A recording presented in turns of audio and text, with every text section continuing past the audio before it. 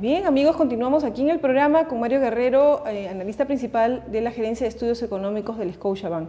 Señor Guerrero, ¿y cómo vamos en el contexto internacional antes de irnos al dólar?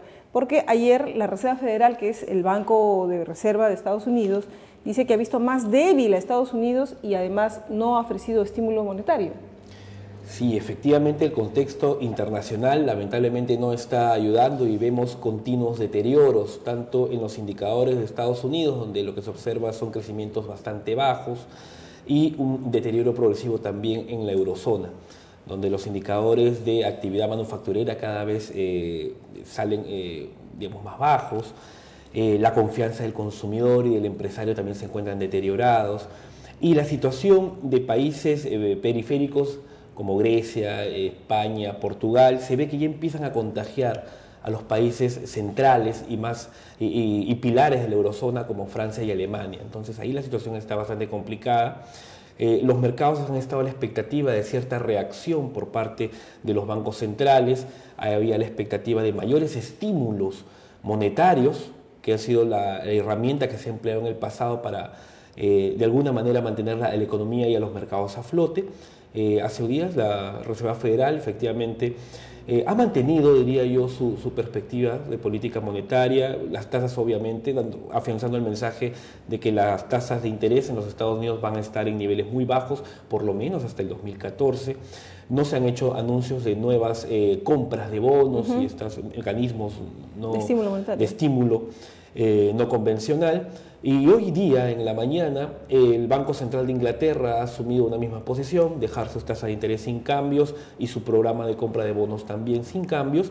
Y hace unos minutos, en una conferencia de prensa, Mario Draghi, el presidente del Banco Central Europeo, también ha dejado las tasas de interés sin cambios en 0,75. Se esperaba incluso probablemente una reducción como una señal para devolver cierta confianza a los mercados. Y tampoco se han hecho anuncios de nuevas compras, aunque se ha dejado en este último caso abierta la posibilidad, mencionando de que los rendimientos se encuentran demasiado elevados en Europa y que por lo tanto no son sostenibles. Eso ha dejado cierta sensación al mercado de que puede haber alguna señal de estímulo monetario, pero más adelante. En el corto plazo, las bolsas que empezaron el día en Europa ligeramente positivas, luego de las declaraciones, inmediatamente se han vuelto nuevamente negativas. Ahora, y también el Fondo Monetario ha descartado lanzar un programa de rescate financiero a España. ¿Qué tan grave es esto? En general, en España ya hay el programa de rescate bancario. ¿Pero que será suficiente? El temor del mercado es que no solamente sea necesario un programa de rescate para los bancos, sino para el gobierno. Para el país, así es. Hemos escuchado ya y visto algunas... Aunque ellos primero no admitían, ¿no? No queremos que digan eso, ¿no? Lo que sucede es que para el programa de rescate bancario, los prestamistas, los países de la eurozona que iban a constituir este fondo de 100.000 millones de euros para rescatar a la banca española, decía, ¿y quién nos garantiza este préstamo que estamos dando? Entonces dijeron, ok, podemos constituir este fondo de rescate siempre y cuando el gobierno lo garantice. Pero al garantizar el gobierno, por más que sea una operación contingente, se convierte en una obligación, podría convertirse en una obligación potencial para el gobierno, y eso, en términos teóricos, hacer una carga más de deuda para el gobierno español. Es insostenible, ¿no? Que se volvería insostenible, dada la elevada carga de deuda que tiene España. Y vemos por otro lado que los gobiernos autónomos, que deben ser una especie de gobiernos regionales aquí, enfrentan también problemas fiscales muy severos, ¿no? Andalucía, por ejemplo, y otros, Cataluña también han pedido sus propios programas de rescate al gobierno español. Entonces, la situación en España se complica porque no solamente es un rescate hacia la banca española, sino potencialmente también hacia el gobierno. Terrible.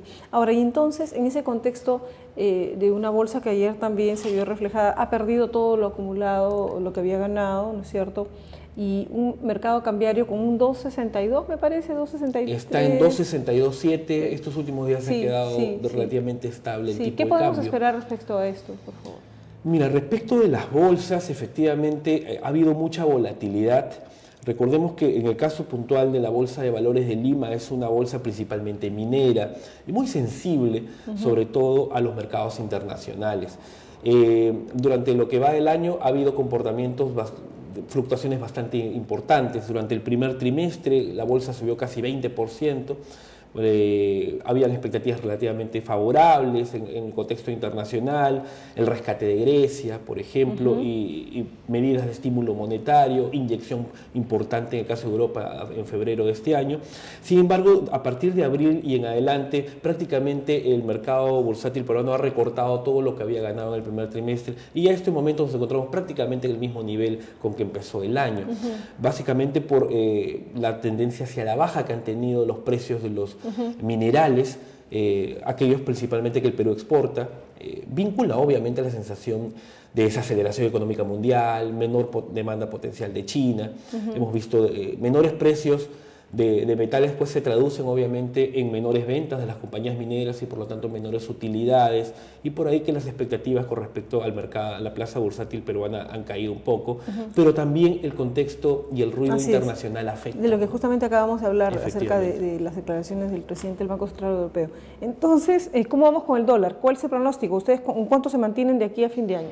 Nosotros estamos manteniendo nuestra proyección de tipo de cambio de 2,61 para fin de año, más que el número, buscando precisar que el mensaje es que vemos que en medio de toda esta turbulencia que vemos en los mercados, los fundamentos del sol se mantienen fuertes en términos económicos, ¿no? Y en segundo lugar, que ojo, esto no significa que se vaya a quedar de 2.62 y 2.61 estable, sino que en el camino, porque aún nos queda una buena parte del año por recorrer, podrían haber aún ciertas oscilaciones en materia de tipo de cambio, toda vez que los mercados internacionales se mantienen muy volátiles, ¿no? La situación en España, potencialmente la situación de Italia, la posibilidad de que pueda haber nuevos estímulos monetarios podrían también generar volatilidades, en este caso positivas, para los mercados y para los tipos de cambio también.